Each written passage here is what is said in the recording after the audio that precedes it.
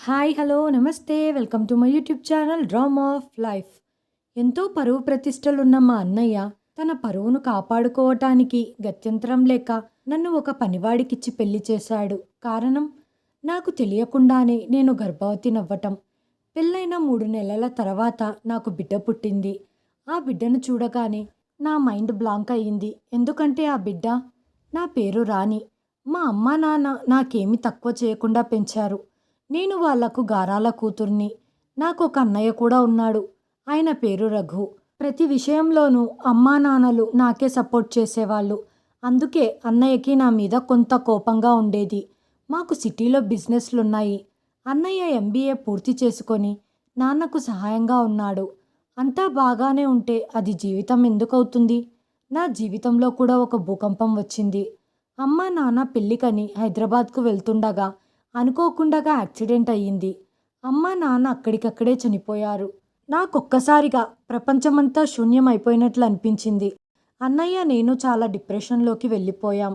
నాన్న స్నేహితుడు business partner అయిన రమేష్ అంకుల్ మాకు తోడుగా నిలబడ్డారు. అన్నయ్య నార్మల్ అయ్యే వరకు ఆయనే బిజినెస్ అంతా చూసుకున్నారు. కొద్ది రోజుల తర్వాత అన్నయ్య ఆఫీస్కి వెళ్ళటం ప్రారంభించాడు. నాలో కూడా మార్పు కోసం నేను కాలేజ్కి వెళ్ళటం మొదలుపెట్టాను. కొద్ది రోజులకి అంతా నార్మల్ అయిపోయింది. కానీ మనసులో ఏదో బాధ నన్ను బాధిస్తూ ఉండేది. రాత్రుల్లో అమ్మ నాన్న గుర్తొచ్చి గట్టిగా అరిచి ఏడ్చేదాన్ని. కానీ ఏం లాభం? ఎంత ప్రయత్నించినా వాళ్ళు తిరిగి రాలేనంత దూరానికి వెళ్ళిపోయారు. అన్నయ్యకు బయట పరిచయాలు ఎక్కువయ్యాయి. రాత్రుల్లో చాలా ఆలస్యంగా ఇంటికొచ్చేవాడు. అతని నడవడిక, వ్యవహారంలో చాలా మార్పులొచ్చాయి. బిజినెస్లో భాగంగా బయట ఊర్లకు తిరుగుతూ ఉంటాడు మరియు పార్టీలకు వెళ్తూ ఉంటాడు. నేను నార్మల్గా కాలేజ్కి వెళ్తూ వస్తూ ఉండేదాన్ని. రమేష్ అంకుల్ అప్పుడప్పుడు ఇంటికి వచ్చి నన్ను పలకరించేవారు. నేను ఆయనతో క్లోజ్గా మాట్లాడేదాన్ని. ఆయనకొకసారి అన్నయ్య గురించి చెప్పాను. అదంతా బిజినెస్లో కామన్. నేను అతనితో మాట్లాడతాను. నువ్వేమీ ఇబ్బంది పడొద్దు అని సర్ది చెప్పారు రమేష్ అంకుల్. ఒకరోజు అనుకోకుండాగా నేను కాలేజ్ నుంచి ఇంటికి ఆలస్యంగా వచ్చేసరికి అన్నయ్య హాల్లో కూర్చొని ఉన్నాడు. ఎందుకు ఇంత లేట్ అయ్యింది అని అడిగాడు. కాలేజ్లో ప్రాక్టికల్ క్లాసులున్నాయి, అందుకే లేట్ అయ్యింది అన్నాను. అన్నయ్య నా వైపు అనుమానంగా చూసి, నువ్వు పెద్దదానివయ్యావు, జాగ్రత్తగా ఉండు, సమయానికి ఇంటికి రా అని కోపంగా సలహా ఇచ్చి బయటికి వెళ్ళిపోయారు. నేను మౌనంగా ఉండిపోయాను. నాకు కాలేజీలో రమ్య అని స్నేహితురాలుండేది. నాకు మనసు బాగాలేనప్పుడు తనతో ఫోన్లో మాట్లాడుతూ ఉండేదాన్ని. అప్పుడప్పుడు వాళ్ళ ఇంటికి కూడా వెళ్ళేదాన్ని. ఒకరోజు తన ఇంటికి వెళ్ళినప్పుడు వాళ్ళ అన్నయ్య రాంబాబు నాకు పరిచయం అయ్యాడు. అతను చాలా మంచి వ్యక్తి. రమ్యకు అన్ని రకాలుగా గైడెన్స్ ఇస్తూ ఉండేవాడు. నేను కూడా ఆయనతో బాగా మాట్లాడేదాన్ని. నాకు కూడా సలహాలు, సూచనలు ఇచ్చేవాడు. కొంతకాలానికి మా మధ్య మంచి స్నేహం ఏర్పడింది. ఆ తర్వాత ఒకరోజు ఆయన మాటల్లో నాకు అర్థమయ్యింది అతను నన్ను ఇష్టపడుతున్నాడని. అయినా నేను అవేం పట్టించుకోకుండా నార్మల్గా ఉండేదాన్ని. నేను రోజు కాలేజ్కి కారులో వెళ్ళేదాన్ని. కార్ డ్రైవర్ అయిన విక్రమ్ చాలా ఏళ్ల నుంచి మా ఇంట్లోనే పనిచేస్తున్నాడు. అతనికి దగ్గర దగ్గర 22 నుంచి 24 సంవత్సరాల వయసు ఉంటుంది. వాళ్ళ నాన్నగారు మా నాన్నగారి దగ్గర పనిచేసేవారు. ఆ సానుభూతితో అతని కొడుకును కూడా మా ఇంట్లో పనికి పెట్టుకున్నారు. అతనే రోజు నన్ను ఇంటి నుంచి కాలేజ్కి, కాలేజ్ నుంచి ఇంటికి తీసుకొని వచ్చేవాడు. ఇంటికి వచ్చాక ఇంట్లో పనులు చేసుకునేవాడు. తండ్రి కొడుకులు ఇద్దరూ ఎంతో నమ్మకంగా, నిజాయితీగా ఉద్యోగం చేసుకుంటూ ఉన్నారు. అన్నయ్య అప్పుడప్పుడు రాత్రి నా గదికి వచ్చి నన్ను గమనించేవాడు. ఎందుకు వచ్చాడో, ఎందుకు వెళ్ళాడో నాకు అర్థమయ్యేది కాదు. ఒకరోజు ఉదయం విక్రమ్ నన్ను కాలేజ్ దగ్గర డ్రాప్ చేసి వెళ్ళిపోయిన తర్వాత అదే సమయంలో రమ్య వాళ్ళ అన్నయ్య రాంబాబు రమ్యను డ్రాప్ చేసి వెళ్తున్న సమయంలో నన్ను చూసి ఆగి మాట్లాడడం మొదలుపెట్టాడు. నాకేం తెలుసు నా పైన పెద్ద పిడుగు పడబోతుందని. ఆ రోజు నుంచి నా జీవితంలో దుర్దశ ప్రారంభమైంది. అదే సమయంలో అన్నయ్య మా కారును ఫాలో చేస్తూ వెనకాలే వచ్చింది. నేను గమనించలేదు. నేను రాంబాబుతో మాట్లాడడం చూసిన అన్నయ్య కోపంగా కారు దిగి వచ్చి నా చెయ్యి పట్టుకొని లాక్కొని వెళ్ళి కారులో పడేసి ఇంటికి తీసుకొచ్చారు. నువ్వు కాలేజ్కి వెళ్ళి చదువుకోమంటే చేసే పని ఇదా అని నాపై గట్టిగా అరిచారు. నన్ను నోరు తెరిచి మాట్లాడనివ్వలేదు. అసలు అతను ఎవరు, అతనితో ఎందుకు మాట్లాడుతున్నానో అని చెప్పే అవకాశం కూడా నాకు ఇవ్వలేదు. ఈ రోజు నుంచి నువ్వు కాలేజ్కి వెళ్ళవు, ఇంట్లో కూర్చొని చదువుకో అని తన నిర్ణయాన్ని చెప్పి అన్నయ్య వెళ్ళిపోయాడు. నా పైన అస్సలు నమ్మకం లేనందుకు నేను చాలా బాధపడ్డాను. అదే అమ్మా నాన్న బ్రతికి ఉండి ఉంటే నా పరిస్థితి ఇలా ఉండేది కాదేమో అని ఏడుస్తూ నా గదిలో వెళ్ళి కూర్చున్నాను. 2-3 రోజుల తర్వాత రమేష్ అంకుల్ ఇంటికి వచ్చారు. నేను ఆయనకు అన్ని విషయాలు చెప్పాను. నేను మీ అన్నయ్యతో మాట్లాడతాను, నిన్ను కాలేజ్కి వెళ్ళే ఏర్పాటు చేస్తాను అని నాతో చెప్పి ఆయన వెళ్ళిపోయారు. నేను చాలా ఆనందపడ్డాను. నా దరిద్రానికి అన్నయ్యతో అంకుల్ మాట్లాడడానికి ముందే ఇంట్లో మరో సంఘటన జరిగింది. దానితో నాకు బయట ప్రపంచంతో కూడా సంబంధాలు తెగిపోయాయి. అసలు ఏం జరిగిందంటే, మరుసటి రోజు రాత్రి నేను పడుకొని ఉన్న సమయంలో అన్నయ్య నా గదిలోకి వచ్చాడు. అదే సమయంలో నా ఫోన్ మోగింది. ఫోన్ చేసింది రాంబాబు. తన వల్లే నేను కాలేజీకి రావటం లేదని అప్పుడే తన చెల్లెలు చెప్పటం వల్ల నాతో మాట్లాడదామని ఫోన్ చేశాడు రాంబాబు. కానీ అన్నయ్య ఆ ఫోన్ లిఫ్ట్ చేసి అంతా విని కట్ చేసేసి, కేవలం ఫోన్ కాలేనా లేక ఇంటికి కూడా వచ్చాడా వాడు అని లేనిపోని మాటలు అనటం ప్రారంభించాడు. నాకు ఎన్ని సంబంధాలు వచ్చినా పెళ్లి చేసుకోకుండగా ముందు నీకు పెళ్లి చేసిన తర్వాతే చేసుకుందామని ఆగాను. కానీ నువ్వు నా పని సవ్యంగా జరగనిచ్చేటట్టు లేవు. ఇక నుంచి నీకు ఫోన్ కూడా ఇవ్వను అని నా ఫోన్ తీసుకొని గదిలో నుంచి వెళ్ళిపోయాడు. నా జీవితం ఇక 4 గోడల మధ్యనే పరిమితమయ్యింది. ఒక వారం తర్వాత అన్నయ్య నాతో మాట్లాడుతూ, నీకు పెళ్లి సంబంధం చూశాను, వారంలో నీ పెళ్లి చూపులు అన్నాడు. నాకు ఏం చెప్పాలో అర్థం కాలేదు. నా నోటి నుంచి మాట రాలేదు. నేను మౌనంగా ఉండిపోయాను. ఆ రోజు సాయంత్రం రమేష్ అంకుల్ ఇంటికి వచ్చారు. అప్పుడు నేను అంకుల్తో నాకిప్పుడే పెళ్లి చేసుకోవటం ఇష్టం లేదని చెప్పాను. ఆయన నన్ను సముదాయించి, నేను రఘుతో మాట్లాడుతాను, కానీ నువ్వు కూడా ఒకసారి ఆలోచించు. రఘుకి బిజినెస్ పనుల్లో చాలా ప్రెషర్ ఉంటుంది. అతనికి కూడా పెళ్లి వయసు దాటిపోతుంది. నీకు పెళ్లి చేస్తే కానీ అతను పెళ్లి చేసుకోనని కూర్చున్నాడు. అందుకే నీకింత తొందరగా పెళ్లి సంబంధం చూశాడు అని సమాధానం ఇచ్చాడు రమేష్ అంకుల్. ఈ సమాధానం విని నేను ఆలోచనల్లో పడ్డాను. కానీ నాకింకా చదవాలని ఉంది, ఏదో సాధించాలని ఉంది అని చెప్పాను. సరే చూద్దామని సలహా ఇచ్చి వెళ్ళిపోయాడు. ఆ రోజు రాత్రి అన్నయ్య మళ్ళీ నా గదిలోకి వచ్చి ఒక మాట చెప్పాడు. ఆ మాట విని నా నెత్తి మీద పిడుగుపడ్డట్టయింది. అదేంటంటే, నువ్వు రేపటి నుంచి నా గదిలో పడుకో అన్నాడు. నేను ఆశ్చర్యంగా అలా చూస్తూ ఉండిపోయాను. అప్పుడు అన్నయ్య, రోజులు బాగాలేవు, నీ పెళ్ళయ్యే వరకు నువ్వు నా గదిలో పడుకో అన్నాడు. పర్వాలేదన్నయ్య, నాకిక్కడ బాగుంది అన్నాను. రోజులు బాగాలేవంటున్నానా? అతి కొద్ది రోజుల్లోనే నీ పెళ్లి కూడా నిశ్చయమవుతుంది. నువ్వు మళ్ళీ ఏమైనా కోతి వేషాలు వేస్తావని నాకు భయంగా ఉంది. నోరు మూసుకొని నా గదికొచ్చి పడుకో అని కోపంగా చెప్పి అన్నయ్య వెళ్ళిపోయాడు. నాకు కుదరదు, ఇబ్బందిగా ఉంటుంది అని గట్టిగా అరిచి చెప్పాలనుకున్నాను. కానీ పరిస్థితులేవి నాకు అనుకూలంగా లేకపోయేసరికి మౌనంగా తలదించుకొని నాలో నేను ఏడుస్తూ ఉన్నాను. అన్నయ్య గదిలో పడుకోవటం నాకు అస్సలు ఇష్టం లేదు. ఆయన గదిలో రాత్రంతా మేలుకొని ఉదయం అయ్యాక నా గదికి వెళ్ళి పడుకునేదాన్ని. 1 నెల రోజులు అలా గడిచేసరికి నాకు సరిగ్గా నిద్ర లేకపోవటం వల్ల తల బరువెక్కి మైకం కమ్ముకుంది. నేను అస్వస్థకు గురయ్యాను. అన్నయ్య నా పరిస్థితి చూసి నాకు గర్భం వచ్చిందని నిశ్చయించుకున్నాడు. నువ్వు చేసిన తప్పుడు పని వల్ల ఇప్పుడు నీకు కడుపొచ్చింది. నేను ఆ రోజే చెప్పాను, వాడు కేవలం ఫోన్లోనేనా, ఇంటికి కూడా వచ్చాడా అని. నువ్వు అదేం కాదు అన్నావు. మరి ఈరోజు ఈ కడుపెక్కడిది అని అన్నయ్య నా మీద కోపడ్డారు. నాకేం జరుగుతుందో అర్థం కాలేదు. నాకు తెలియకుండానే నేను గర్భవతిని ఎలా అవుతాను? నాకు చాలా భయం వేసింది. అన్నయ్య వెంటనే రమేష్ అంకుల్ని పిలిపించారు. ఆయనకు జరిగిన విషయమంతా చెప్పారు. ఆయన నా దగ్గరికొచ్చి, ఏంటమ్మా ఈ పని?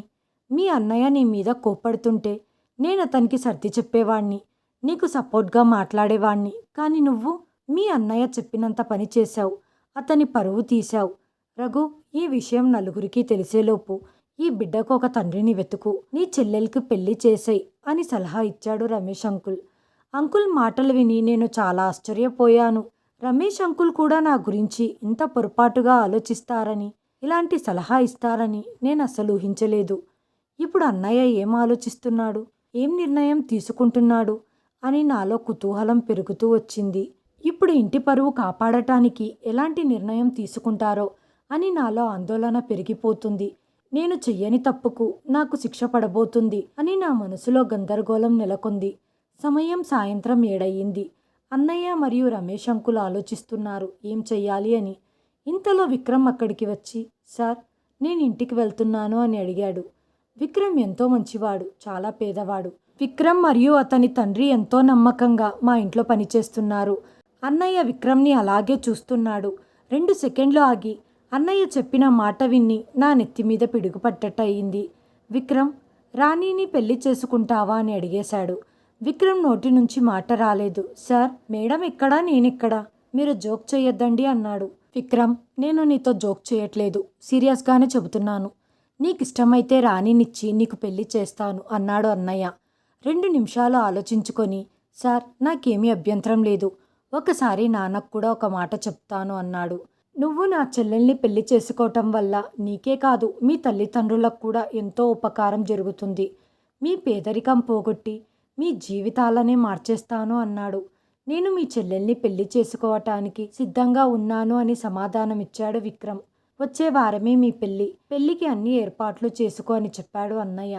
నాకు విక్రమ్ని పెళ్లి చేసుకోవటం ఇష్టం లేకపోయినా అన్నయ్య ఒత్తిడి వల్ల అతన్ని పెళ్లి చేసుకోవాల్సి వచ్చింది. అన్నయ్య పెళ్లి చాలా గ్రాండ్గా చేశాడు. పెళ్లిలో విక్రమ్కి ఒక విల్లా, కారును బహుమానంగా ఇచ్చి తన కంపెనీలో షేర్ కూడా ఇచ్చాడు. విక్రమ్ నన్ను అదే విల్లాకి తీసుకెళ్లాడు. నేను అతన్ని భర్తగా స్వీకరించలేదు. మేమిద్దరం వేరే వేరే గదుల్లో ఉండేవాళ్ళం. నేను విక్రమ్తో ఎక్కువ మాట్లాడేదాన్ని కాదు. అవసరం ఉన్నప్పుడు మాత్రమే మాట్లాడేదాన్ని. విక్రమ్ ఎల్లవేళలా నాతో ఏదో రకంగా మాట్లాడడానికి ప్రయత్నించేవాడు. నన్ను ఇంప్రెస్ చేయడానికి ప్రయత్నించేవాడు. నేను అతన్ని పట్టించుకునేదాన్ని కాదు. అసలు దీనికి అంతటికీ కారణం నేను గర్భవతి అని అనుమానంతో అన్నయ్య నాకొక డ్రైవర్నిచ్చి పెళ్లి చేశాడు. అది ఎంతవరకు నిజమో తెలుసుకుందామని హాస్పిటల్కి వెళ్ళాను. రిపోర్ట్లు చూసి నాకు గుండె పగిలిపోయే విషయం తెలిసింది. నాకు అప్పటికే 5 నెలల గర్భం ఉంది. నేను షాక్కు గురయ్యాను. నాకు తెలియకుండానే నేను ఎలా గర్భం దాల్చగలిగాను? నాకు అసలు అర్థం కావటం లేదు. విక్రమ్ నన్ను జాగ్రత్తగా చూసుకుంటున్నాడు. సమయానికి ఇవ్వాల్సిన ఆహారాన్ని, టాబ్లెట్లను నాకు అందజేస్తున్నాడు. విక్రమ్ ఎప్పుడూ నా వెంటే ఉండేవాడు. నన్ను ఎంతో ప్రేమగా, అభిమానంగా చూసుకునేవాడు. కానీ నాకు అతనిపై ఎలాంటి అభిమానం లేదు. కారణం కేవలం డబ్బు, హోదా కోసమే అతను నన్ను పెళ్లి చేసుకున్నాడు. కాలం గడుస్తూ వచ్చింది. విక్రమ్ ఈ విధంగా చెప్పేవాడు. మీరు నాతో సరిగ్గా మాట్లాడకపోయినా పర్వాలేదు. సమయానికి భోజనం చెయ్యండి, టాబ్లెట్లు వేసుకోండి, సంగీతం వింటూ ఉండండి. మీకు ఎలాంటి కోరిక ఉన్నా నాకు చెప్పండి, నేను తీరుస్తాను. ముభావంగా ఉండొద్దండి. మీరిప్పుడు ఎలా ఉంటారో దాన్ని బట్టే మీ కడుపులో ఉన్న బిడ్డ మీద ప్రభావం చూపిస్తుంది అన్న విక్రమ్ మాటలు నాలో ఆసక్తిని రేపాయి. ఇంతవరకు ఎప్పుడూ నాతో ఎవ్వరూ ఇలా మాట్లాడలేదు. నా గురించి, నా ఆరోగ్యం గురించి ఇంతలా ఎవ్వరూ పట్టించుకోలేదు. రాను రాను నాకు అతనిపై అభిమానం పెరిగింది. విక్రమ్కి నాకు మంచి స్నేహం ఏర్పడింది. తను ఎప్పుడు కూడా నా కడుపులో ఉన్న బిడ్డ గురించి మాట్లాడలేదు. నా మనసులో ఒక ప్రశ్న మెదులుతూనే ఉంది, ఈ బిడ్డకు తండ్రి ఎవరు అని. ఒకవేళ మా అన్నయ్య నాపై ఏమైనా అఘాయిత్యం చేసి ఉంటాడా? ఎందుకంటే నేను ఆయన గదిలోనే దగ్గర 4 నెలలు పడుకోవాల్సి వచ్చింది. ఆయనకు తప్ప ఇంకెవ్వరికీ అవకాశం లేదు. ఆయన కాకపోతే ఇంకెవరై ఉంటారు అనే ప్రశ్నలతో నా మనసంతా తల్లడిల్లుతూ ఉంది. ఆలోచిస్తూ డెలివరీ టైం వచ్చేసింది. నాకొక పాప పుట్టింది. ఆ పాపను అస్సలు చూడాలనిపించట్లేదు. ఎందుకంటే తను నా కడుపులో పడటం వల్లే నా జీవితం నాకు తెలియని గమ్యం వైపు ప్రయాణించింది. నా పరిస్థితి అర్థం చేసుకున్న విక్రమ్ పాపను దగ్గరకు తీసుకున్నాడు. అతనే పాప ఆలనా పాలనా చూడసాగాడు.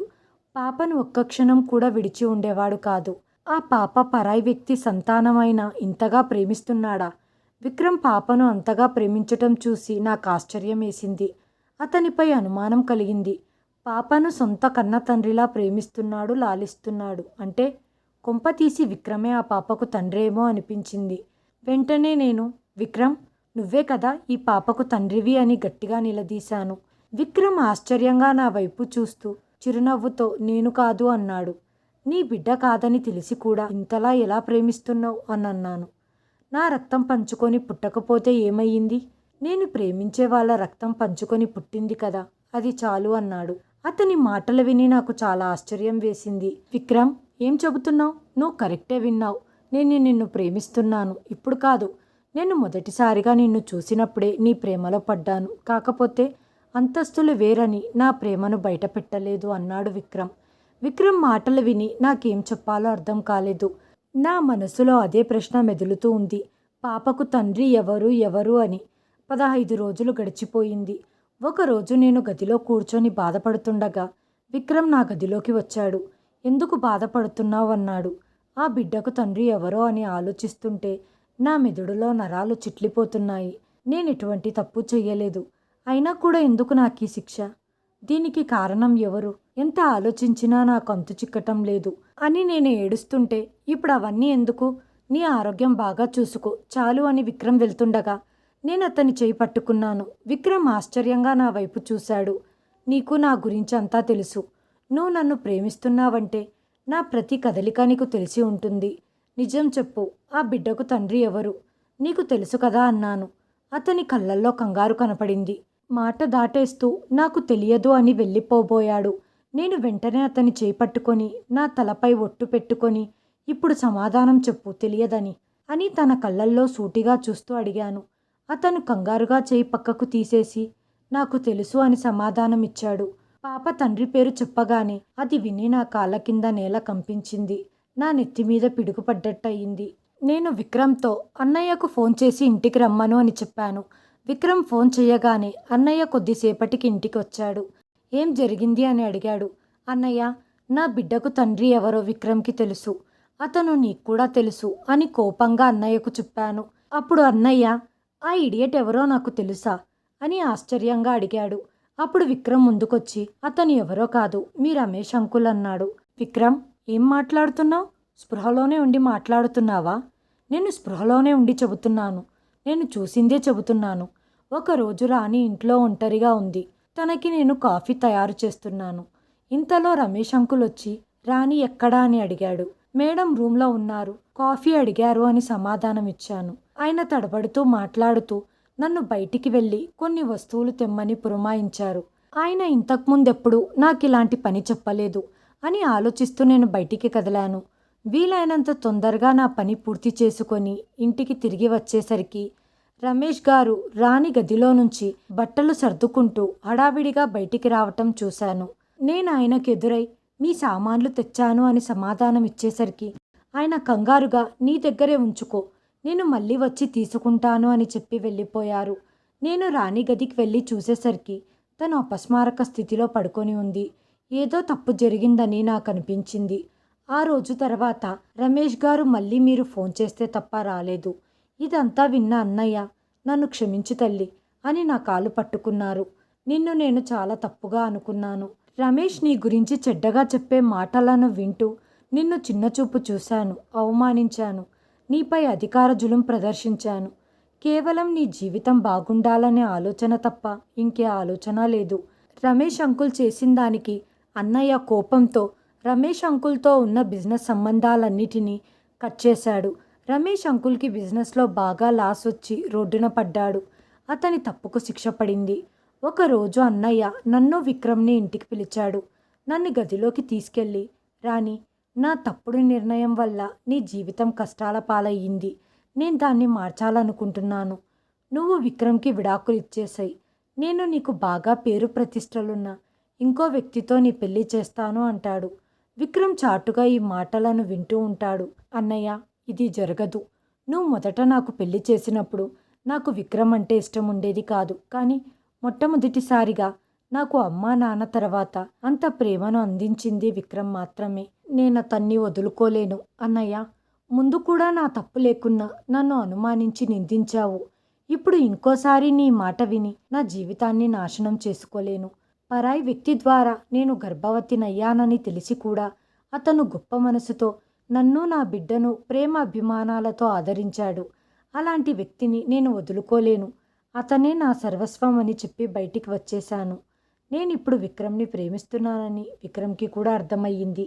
జరిగినవన్నీ మర్చిపోయి ఇద్దరం ఆనందంగా జీవితాన్ని గడుపుతున్నాం.